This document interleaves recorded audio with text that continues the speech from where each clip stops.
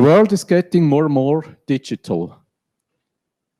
Every day we share more data, and in most of the cases we have to trust that this data is not misused.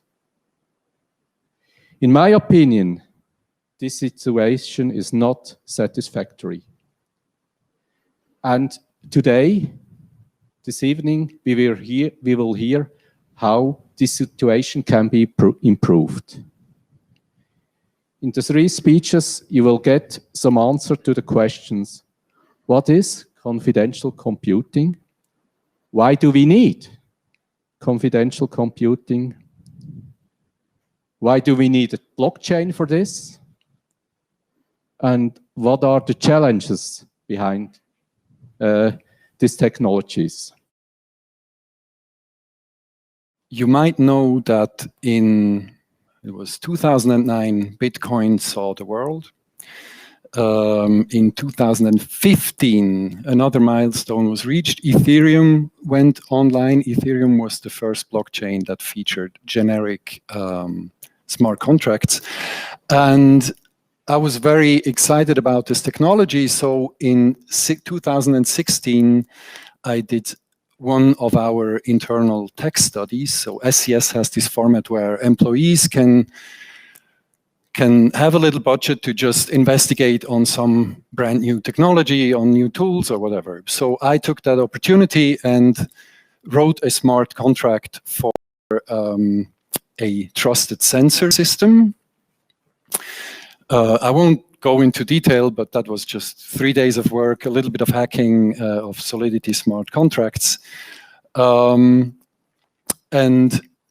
then we took this a little further. We made a demonstrator for an electric vehicle which can charge its battery at a charging station and pay with cryptocurrency.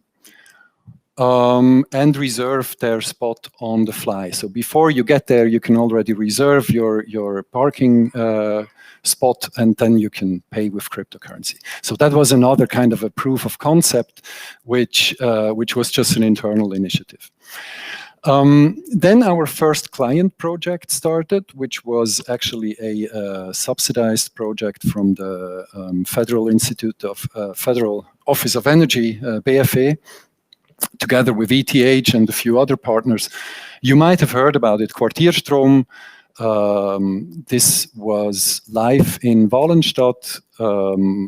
People in their neighborhood could trade PV energy. So if you have PV on your rooftop, you can sell your excess electricity to your neighbors directly over an auction on the blockchain. So that was the next step, the first big real blockchain project for SCS. And during this project, we faced a challenge. And that is, if you put your electricity consumption profile on a blockchain, that is actually sensitive data. So we need a solution for that, because you don't actually want your neighbors to see all your consumption profile. So during that project, we started to investigate how can we provide privacy in a decentralized network. And one of the technologies that the one that we elected as the favorable one is trusted execution. That is what I'm going to tell you more about in a minute. And this trusted execution idea we went to the Web3 Foundation. That's the foundation who builds the Polkadot blockchain, which went live last year. And they actually have an ecosystem fund to have teams develop solutions for that ecosystem. And we developed, with such a project, we developed Substrate. That's actually the project which now has become the company Integritee, which is now a customer of SCS again. And another nice blockchain project in my department is with ÖBB, so the Austrian Railway. You will soon hear more about this, but not today.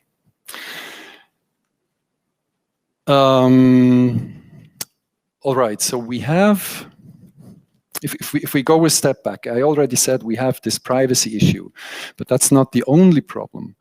Blockchains are around since a while. As I told you, I see there are three major challenges for blockchain. One, I already mentioned, is confidentiality. The problem is, in a blockchain, everyone should have the right to participate, and you still want this network to be secure. So if you want to have it secure, if you want to verify that whatever happens on that blockchain happens according to the rules, that means you need to disclose all the data which is necessary to validate the state transition.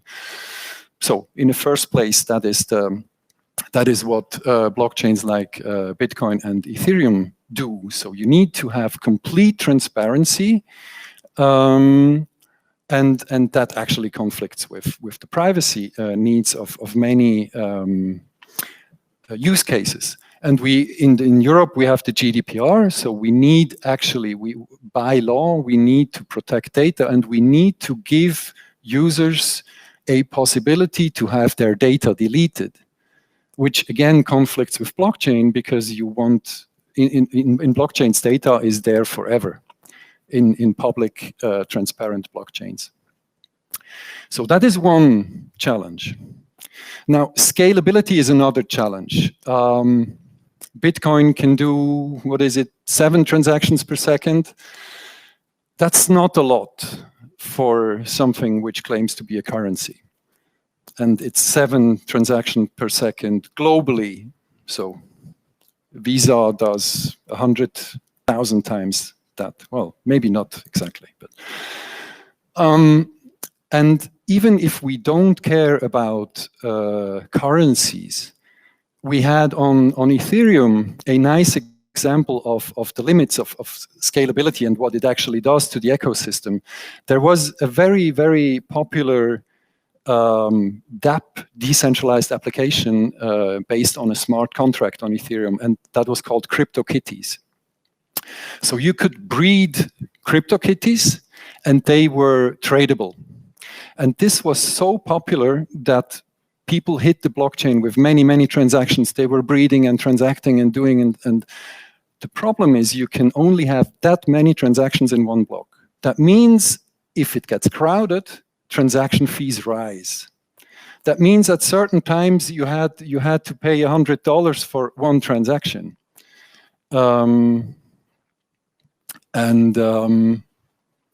So the problem with that is you have multiple projects on the Ethereum blockchain, and one goes popular, but all the others suffer because that one is so popular. So that really isn't a platform how we actually want to see it. And the third big challenge is, I would call it the golden cage. The problem is whatever happens on Bitcoin or Ethereum is enclosed in its ecosystem. The blockchain doesn't know what is outside of the blockchain, and the outside world has a hard time to actually see and interact and interface with a blockchain, because there are a few new paradigms there. So interoperability is another very big challenge. So we don't want silos of this is one blockchain and this is the other, and either you are here or you are there. We don't want that. And we want to interoperate with, I say, Web 2 systems as well, with normal services, centralized services. We want to be interoperable with them as well. Now, I already told you the solution that we chose for all the three challenges actually is a trusted execution environment. This is a piece of technology which might be unfamiliar to you, so I'll try to explain it in as simple terms as possible. Usually, if you're administrator on your machine, you can do everything. You can change data, you can see all data, and whoever gains access to your machine, a hacker or malware or whatever, and can gain administrative privileges, they can do the same. They can store programs, they can delete data, they can change data, they can read all the data. They can encrypt all the data and ask ransom for it to decrypt it again. Now, a trusted execution environment is somewhat like a protected zone in the processor of your computer, which ensures that the operating system itself cannot change or see what happens there. It can stop the process, but that's just all it can do. So the administrator of the system doesn't see the data, cannot change the data, and you can still interact with the outside world. So that's a feature, a hardware-based feature of Intel CPUs, but also of a range of others.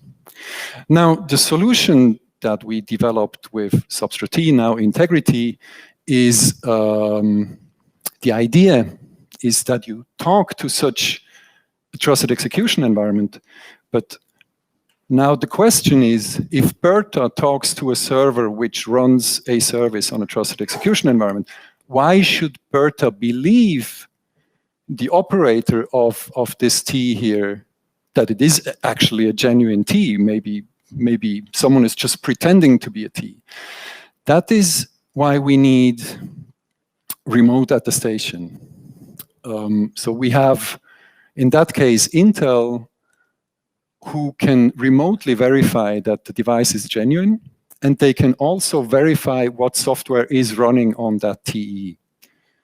And they can run it, they can really measure the hash of the binary which is running, so there is no chance you can change a single bit of that software without changing the footprint of it.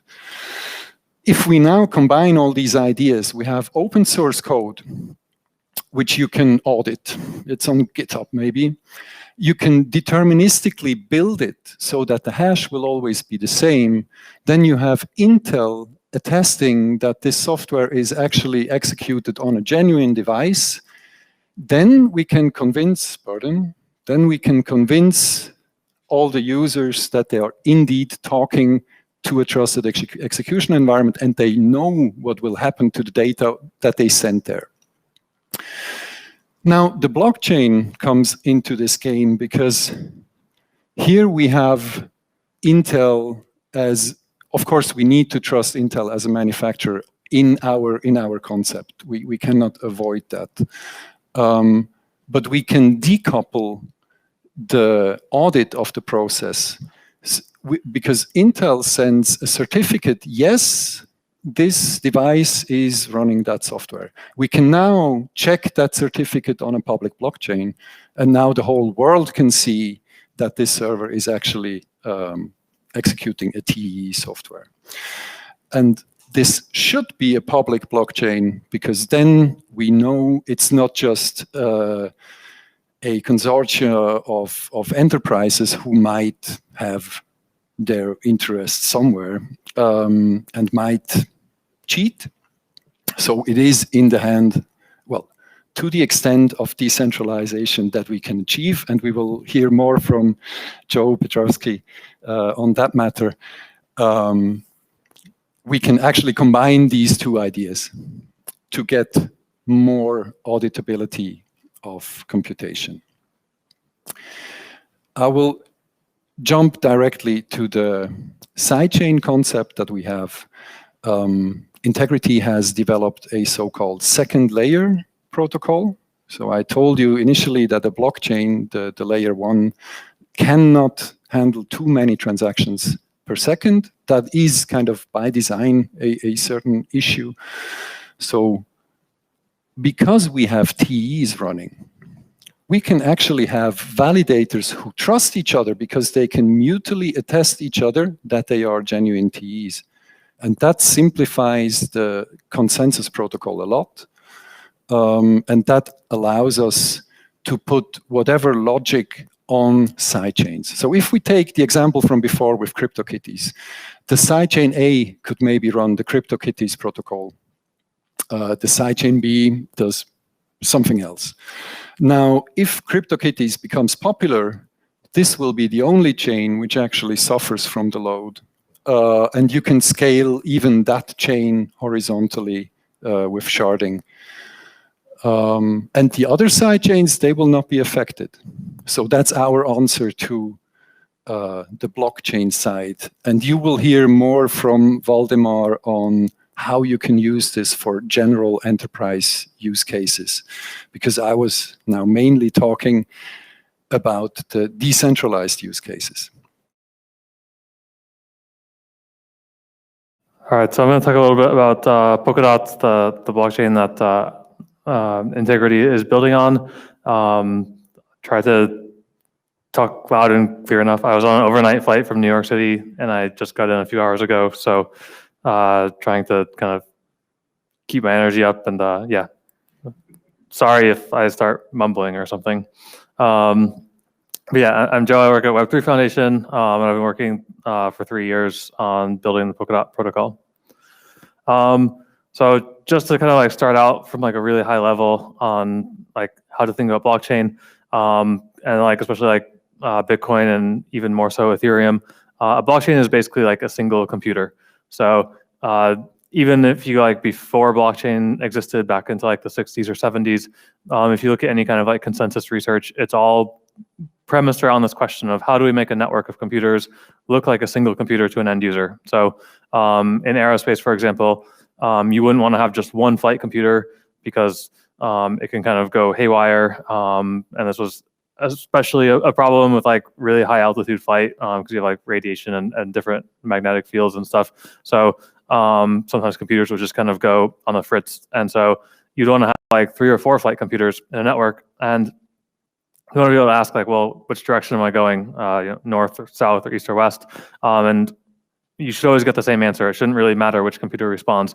And so you want to have this set of computers have some protocol amongst themselves to determine are my neighbors or like peers in this network faulty or having some kind of issue, or do we all kind of like agree on what the result is? And if a user queried this network, the network should be able to kind of kick out the bad ones on its own and give you a consistent answer. So the difference with a blockchain or like kind of blockchains as we generally talk about them is that they tend to be public as opposed to private. So something like you could have like consensus in a data center or like on an airplane or something, and this would be like a private network that people wouldn't have access to.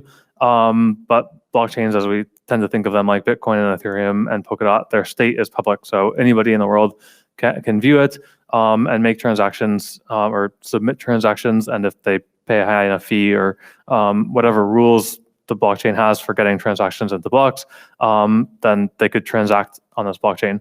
And one thing to note is like the nodes in this network are like different computers that are running the blockchain software. They typically run the rules of that network in the computer, or like the rules of the computer that it's simulating in the node software itself. And Polkadot is a little bit different, and I'll go into like why that matters a bit later. But typically, you'd have all these nodes in the network, whether like miners or validators or just regular full nodes, and they're actually running the instructions for this machine. And we often call this set of instructions the runtime or state transition function. So I'll talk a little bit about that and like what a state transition function is. So actually, if you just kind of forget about blockchains for a second and think about computers and like how we think about like memory in computers. So you have like memory is just like this one-dimensional. It's a number line, has a bunch of addresses in it, and you can put different stuff there. So you can just put information there. So if you think about like an address in some database being like your email address in like an online shopping like Galaxis or Amazon or something, and it might have some static information about you, like your name and address or something. But an address in memory could also have instructions about other things, like you could have a program there like Microsoft Excel. And these instructions can also store other data. So you can have an Excel spreadsheet. It has the instructions for the Excel software, and it also has the data that you've put in there. And so blockchains are kind of the same thing. When you kind of design your blockchain, you have to say like, what information do I want to store in it? And then also, what are the instructions for actually changing that information? And so You actually have like the blocks are just the state transitions. So you have like a database, and then you have a block, and it has a list of instructions of things that it wants to change or functions that it wants to execute in the database. And at the end of executing that block, you have a new state. So we didn't think of blockchains as just like block, but it's really like state, block, state, block, state, block. And the blocks are really just lists of changes that you're making to the state. So if we kind of look at like the first blockchain, Bitcoin, it actually uses the coins as the keys, not the addresses. So if anybody's used Bitcoin, you typically like go to an address and it would tell you like how much Bitcoin is on this address. It's actually doing that using like an indexing service. So Bitcoin actually tracks the coins in the network, not the addresses. So you could have like the first coin, and you say it has a value of 47, and it's to me. And then the second coin is to Alain with a value of 23, and so on. And if you actually went to a wallet, if like Alain went to his wallet and said like, what's the balance of my account? And it said 40, it's actually looking through every single key that's attributed to the value Alain. Most blockchains now do things the other way around, where you have an account and then some balance in that account that gets credited or debited with transactions. So that's what Ethereum did. It went the other way, and it said, okay, account A has this balance, account B has some other balance. But it also said you could put instructions. An account doesn't just have to hold like this currency Ether. You could put instructions in there. And so these instructions can also hold things. So like I just put an example in here. Account C is actually a contract, and this holds some data. It has a symbol, it has a number of decimals, and it has a list, like a mapping of accounts, which would actually, you could have like account A has whatever, account B has whatever, within this contract. So this would be like an Excel spreadsheet, kind of like within the instructions of Excel at this address of account C. And it can also have a public interface, so like a function to transfer, which would debit and credit the accounts within the contract, but not the accounts kind of like in the broader scope of Ethereum. And then Polkadot, another level of abstraction farther, where we actually put the instructions of Polkadot into the state itself, and I'll go into that more in depth later because it's really worth some more time. We also use this account model for, at least for like the balances, but we don't just track like balances in this. We also track other things like the validators of the network and other proposals that are up for evaluation. We actually don't track contracts, so you can't just upload software into the Polkadot chain itself, but you can connect software or other blockchains to the Polkadot chain. So Polkadot started out as like this idea of like interoperability, but this usually gets kind of like shoehorned into like a very narrow thing, which is like messaging. So people talk about like sending messages between blockchains. So we basically have like these two approaches to the scaling blockchain. So like Alain kind of mentioned, space is pretty limited. If one application starts taking over space in a block, other applications that are completely unrelated to it kind of suffer from that. So there's two ways to go about this. Like one is just try to make these blockchains faster and more performant. And the other is that you have them have highly specialized blockchains that could actually message each other. And so you could have like a blockchain that's specialized in identity, a blockchain that's specialized in like private computation and trusted execution, a blockchain that's specialized in like DeFi or some other thing that's going on in the ecosystem. And then you have them like send messages to each other, but sending messages isn't really enough.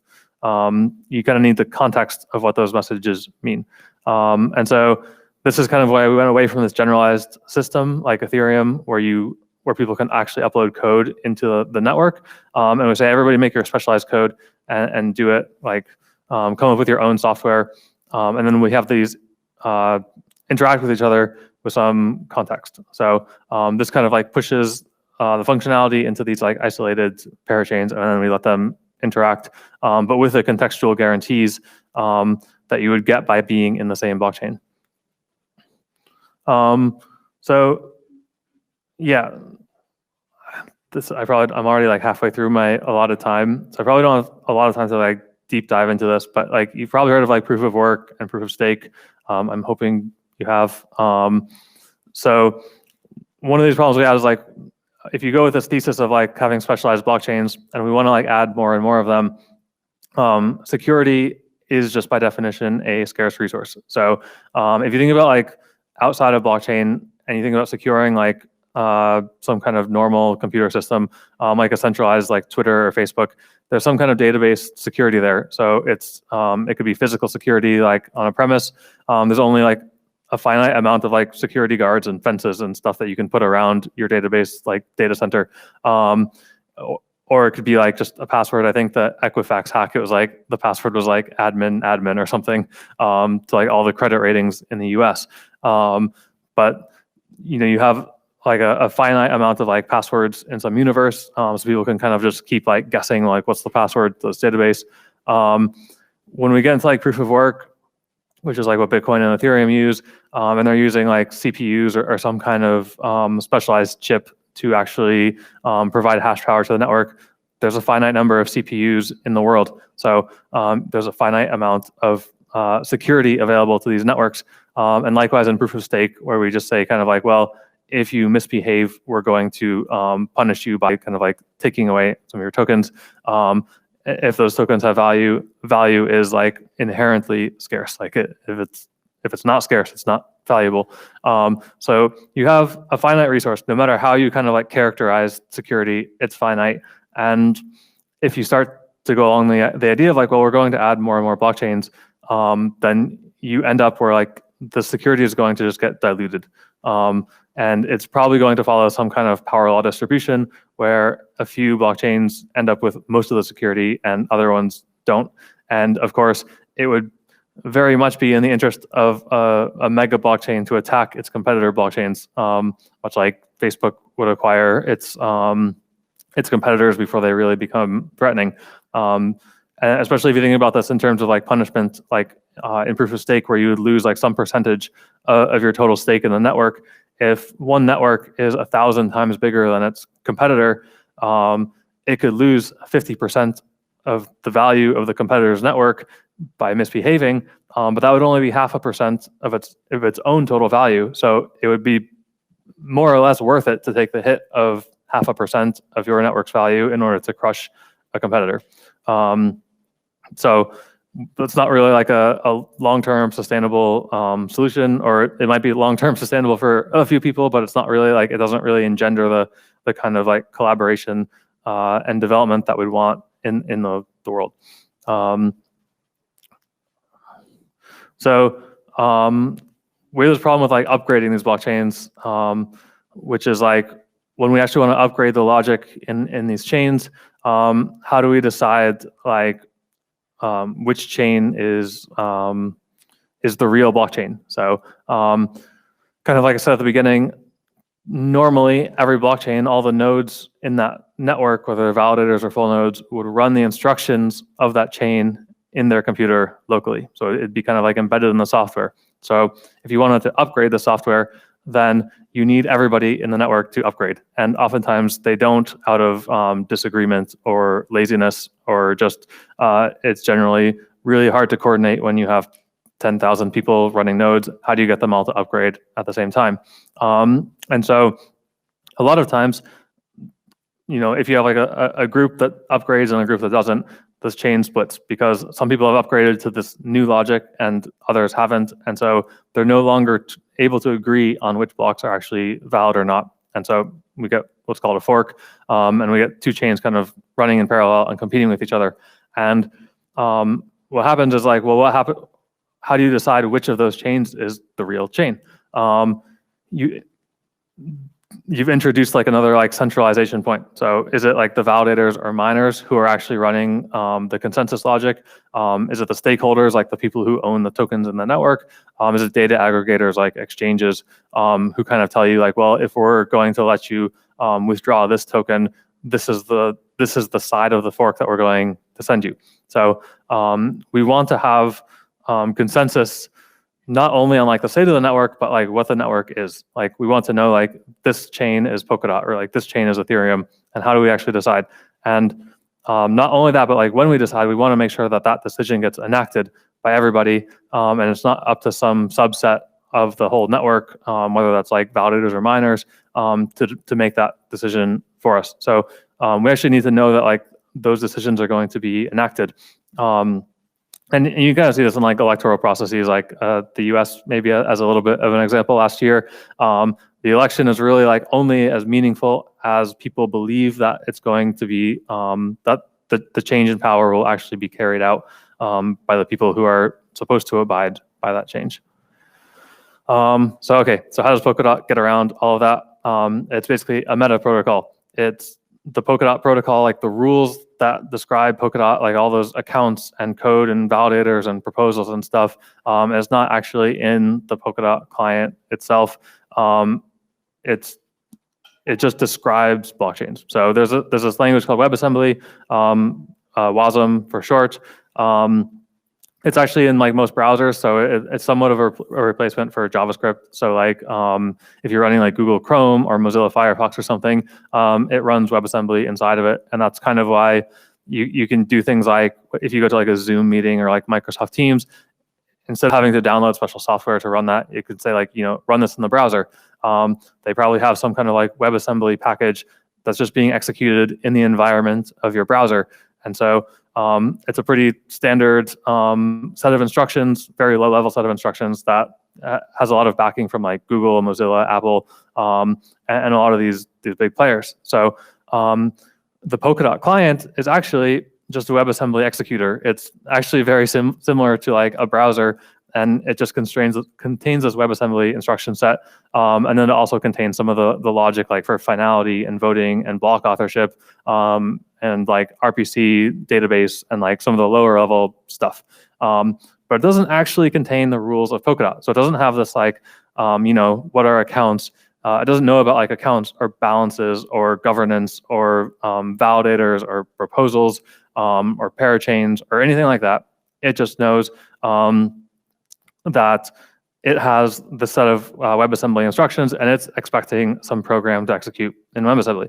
And so we actually just put a special code. So like, what makes Polkadot Polkadot? We just put a code into the database itself, kind of alongside these accounts and validators and all these other instructions. And we say, this is the code for Polkadot, and it's a WebAssembly executable. So what the clients actually do is they just read this code from a special key in the database, and they execute the block in the context of that code.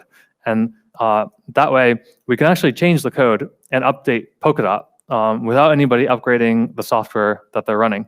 And it's also not really up to like the validators or anybody who's like using it to decide, if they do disagree with an upgrade, they can't say, well, I'm not going to run that software anymore. I mean, they could change the actual client instructions themselves and say, hey, when you get this upgrade that's coming up, don't execute it. Run this, hard-coded thing that like we've decided ourselves. But at least you have a clear on-chain history that says like, okay, the validators who are executing the set of instructions on-chain, that's the chain that's Polkadot. And anybody who's executing somebody else, something else, that's not the chain that's Polkadot. So yeah, I just put like another example here. Oops, that's where like you can change the code from one value to another. So we kind of say that, like any change has to be made via governance. That's another like 30-minute talk about how governance in Polkadot works. But like the protocol, the cool thing here is that the protocol itself, like kind of like within that WebAssembly executable, that includes the instructions for what conditions have to be met in order to change the WebAssembly executable. So the governance can also upgrade itself, and people can kind of change these rules over how the system updates over time.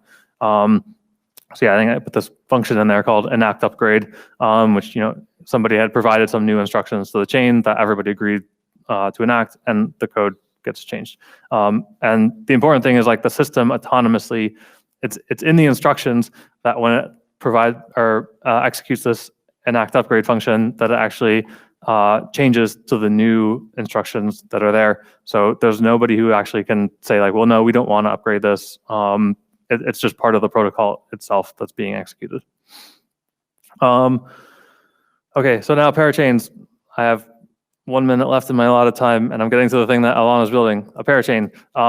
So the relay chain, which is like the main thing Polkadot talks about, or kind of that we made under Web3, it really just kind of like describes this like environment for parachains to exist. So its goal is to provide the security for the network and all the contextual guarantees so that when these parachains interact with each other and send each other messages, that they can be interpreted in a meaningful way. So all of the functionality would actually be in all the parachains. So Polkadot itself really just wants to validate parachains. All the stuff like balances and governance and TEEs and all of that stuff exists in parachains. The relay chain, all it does is validate parachains. So much like the relay chain where the instructions are held on chain in this WebAssembly executable, all of the parachains, they encode their logic in the WebAssembly executable. So if you kind of look at like other systems like Ethereum, where they're just going to say like, well, here's this instruction set for like the EVM. This is how you code smart contracts, and everybody kind of has to go about this. We just say, well, in order to be a parachain, you just have to make your instructions encodable or expressible in WebAssembly. So as long as you can express your parachain's state transition function in WebAssembly, then you can connect it to Polkadot and basically register this parachain in the network, and Polkadot can execute it because all of the clients who are running the Polkadot relay chain, they also have the WebAssembly execution environment. They can execute any blockchain as long as it's expressed in WebAssembly. And the cool thing is all these parachains can be different. So I have all these modules like balances, democracy, contracts, and then like Integritee has a bunch of modules that they've made, and they've kind of like put together their custom chain. And if you're a user, then you see that like all these parachains, and they're all different. But if you're a validator, like from the perspective of the relay chain, all of this has been compiled down to a single function that's just called execute block.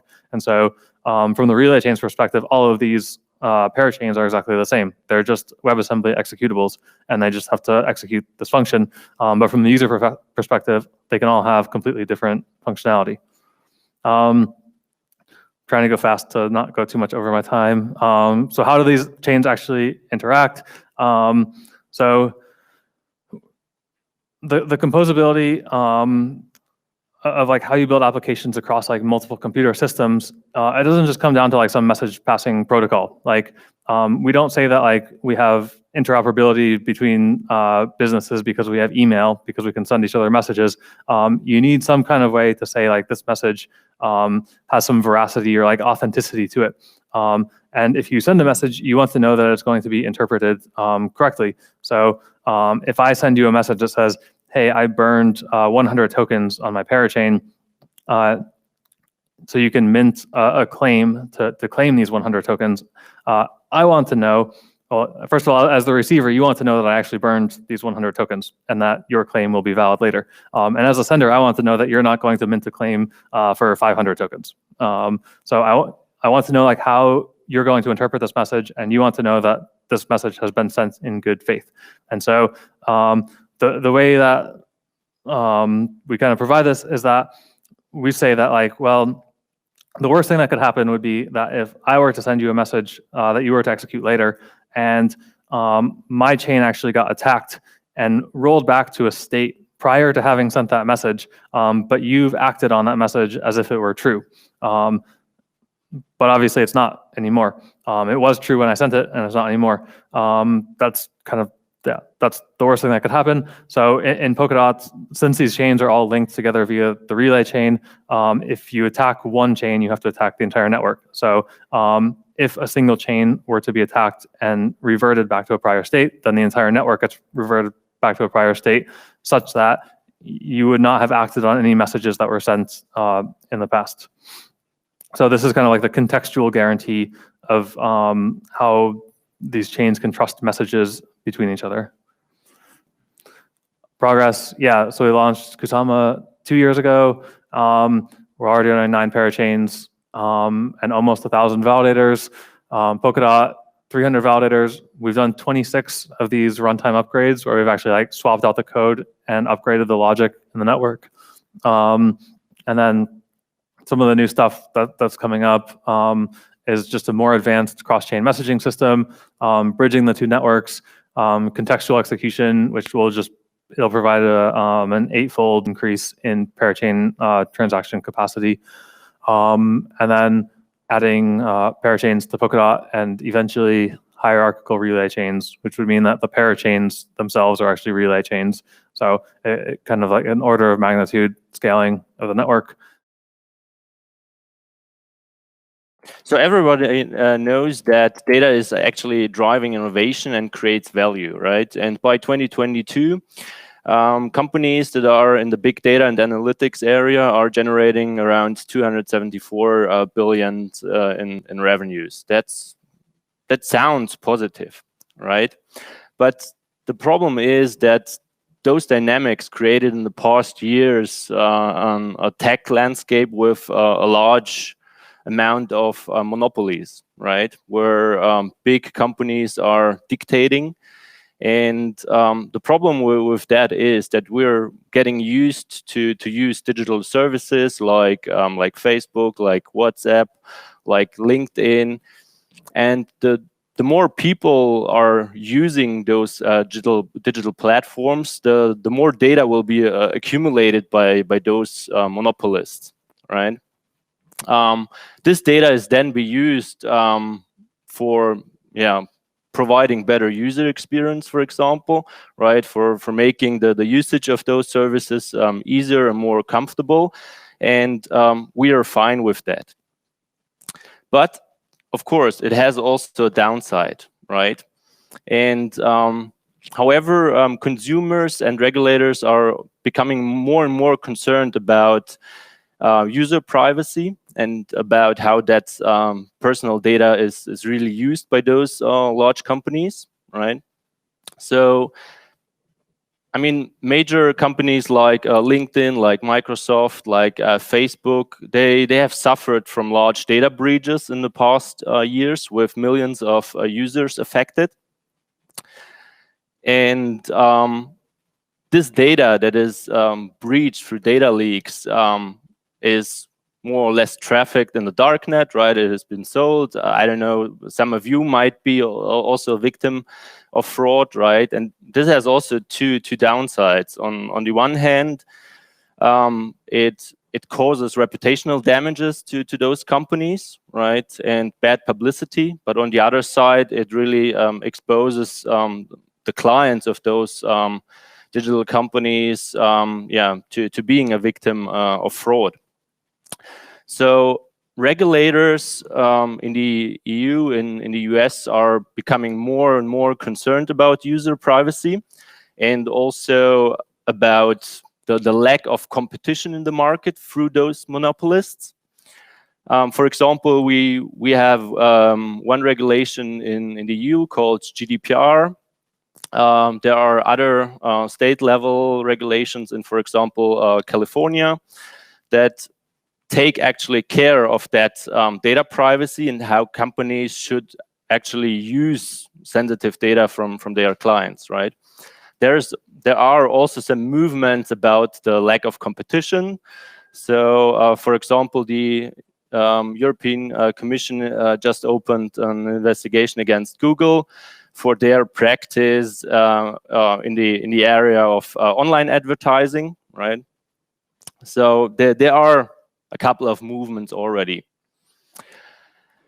The irony is that actually user privacy and competition, they are conflicting. They're in conflict, right? And if we want to have really a tech environment where also small companies can compete with bigger companies, then we would have to have some mechanisms in place where also small companies can benefit from or collaborate with each other and benefit from common data, not only large monopolists. So a question is coming up in this sense. is there any solution to overcome those challenges and barriers, right? Fortunately, yes, otherwise I wouldn't be here. So what we are providing at Integritee is really to enable firms to build cases, applications that gain or that enable to get insights without having access to sensitive raw data. So we're enabling those firms to process sensitive data in a privacy-preserving manner that aids compliance with GDPR, because no one has actually access to the data. If you remember what Alain was just mentioning, right? Those trusted execution environments are actually like black boxes. Nobody has access to that black box, right? And therefore, it's super secure.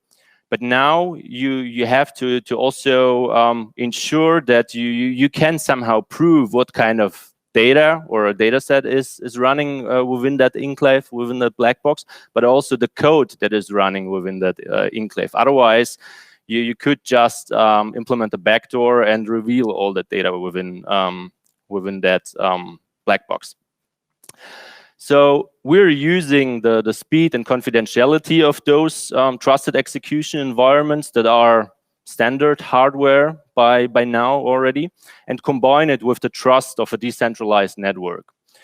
So, and this is super powerful compared to those technologies, looking at them separately, blockchain and trusted execution environments. So what we can offer is a technical foundation that offers privacy by design through that hardware, right? We enable cooperative competition. So that's a term that we commonly use. And that means that really different entities or companies can collaborate on a common data set without revealing each other's data, and benefit from that. And also a very important aspect is interoperability that was mentioned. We're not trying to create another ecosystem that is running like a silo. It's decentralized, wow, but it's another silo, right? So therefore, we also offer interoperability by using Polkadot to combine or connect third-party systems that are not natively in that ecosystem. And that's a big challenge for other blockchain ecosystems. So where can our technology be beneficial and used, right? Actually, our technology could be used in a lot of use cases, in thousands, millions of use cases, where different entities want to collaborate on data that they want to share without revealing the raw data, right? And therefore, we are providing the technical foundation. Today, we will have a look at two specific cases without going into more details. The first one is medical data. So Integritee could enable, for example, pharmacy customers to automatically and confidentiality check medications against their personal conditions, right?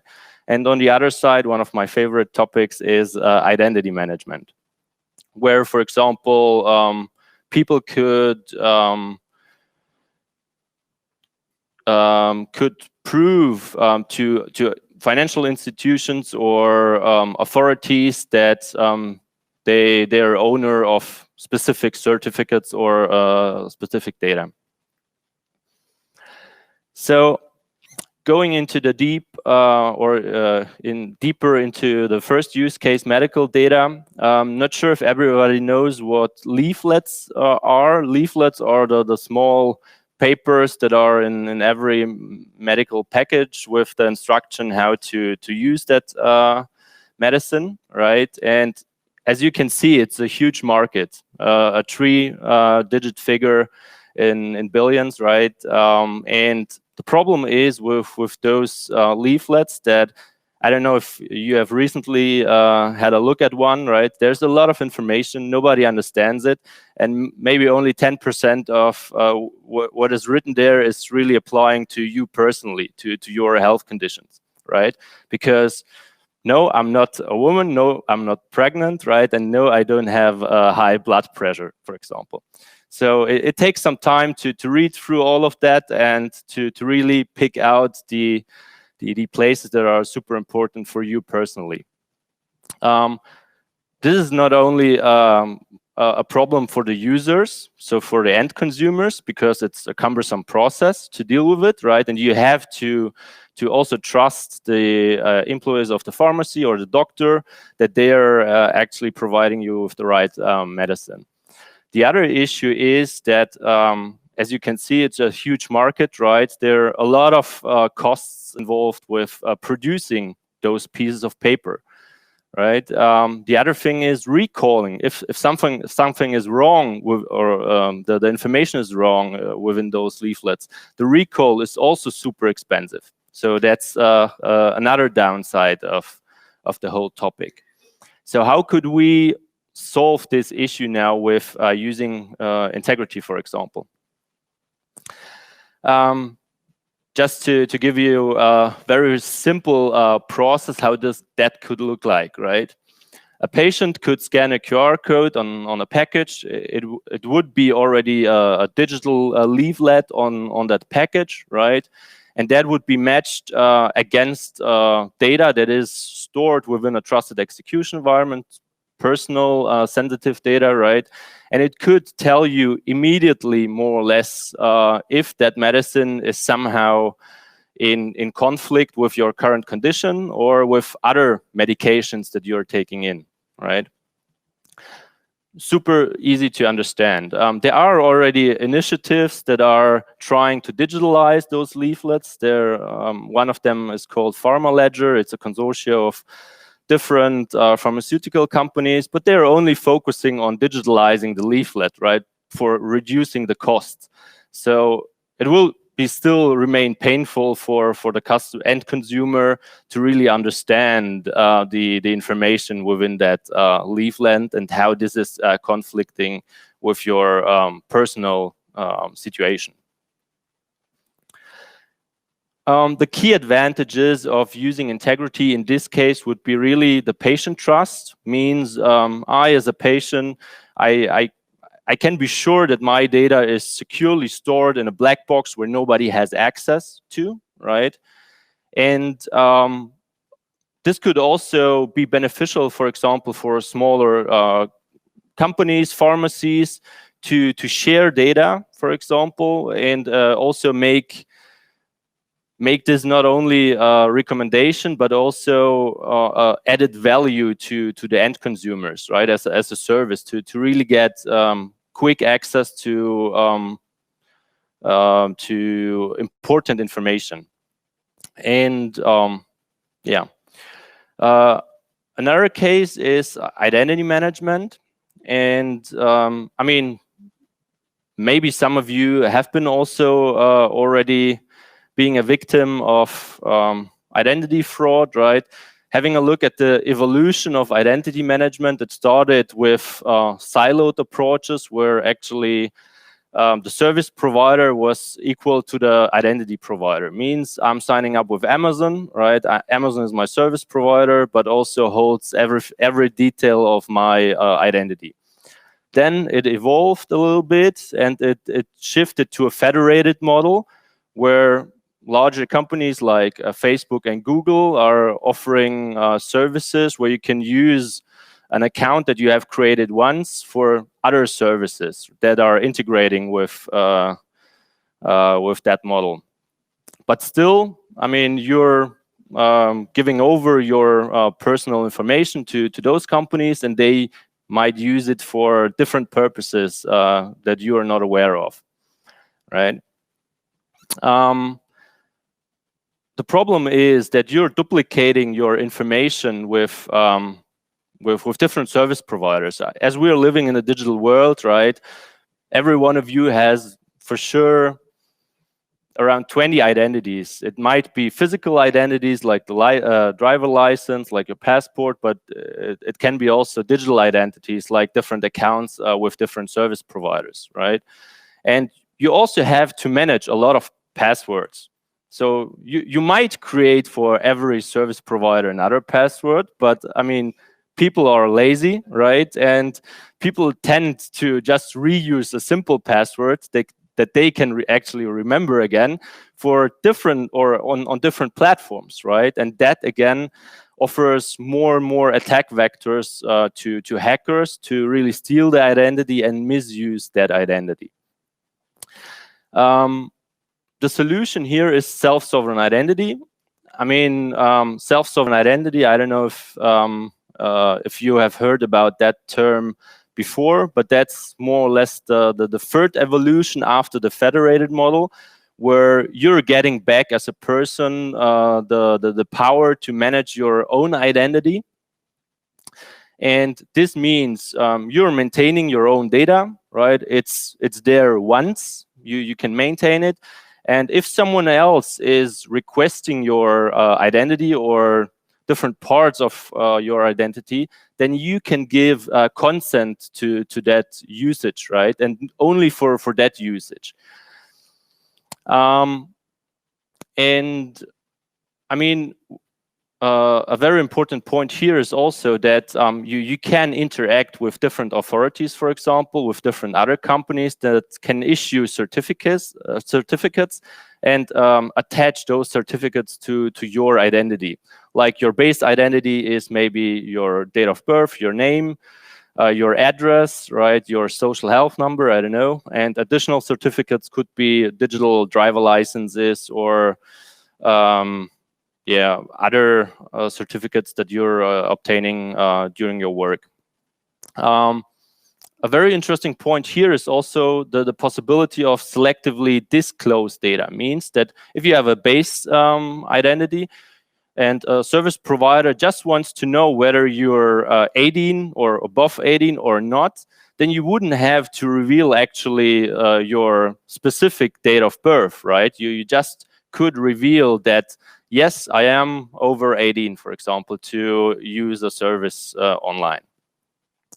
And again, one of the advantages that Integritee is providing in this case is that you can really be safe about the security, right? Means you would have fewer accounts, you would have fewer copies of data, and that would lead to less, let's say, less appealing to hackers to hack you, right? Because just hacking one identity is not as attractive as hacking a whole service provider that holds millions of different identities. This could another very important point is user trust as well. So it means that companies that are creating or building services on top of our layer could also prove to their customers that their sensitive data has been used, for example, in a specific way. So this is the value of combining trusted execution environments and blockchain to get public auditability. And this is also one important point, having GDPR in mind to really be able to prove how specific data was used. What we are providing firms with, or that's our goal and aim, midterm, long term, is really a standard of services and support. So it's not another network layer for blockchain projects, but we want to really provide also traditional companies with conditions that they are actually familiar with and used to, right? So means we give them the freedom, for example, of the deployment. It can be on-premise, it can be in the cloud, to run service in the cloud and connect to our network. It will be with predictable costs, so you don't have to worry about our token, for example, that is appreciating in value and maybe not anymore attractive to really do transactions on the blockchain. It aids compliance with GDPR, which is super important and becoming more and more important. its interoperability with traditional legacy systems, Web 2 systems, right? And also the ease of adoption. So the team has worked heavily on the SDK, the development package, to abstract all the complexity of dealing with trusted execution environments, remote attestation, and that's what we want to provide and make it really simple to integrate with our solution.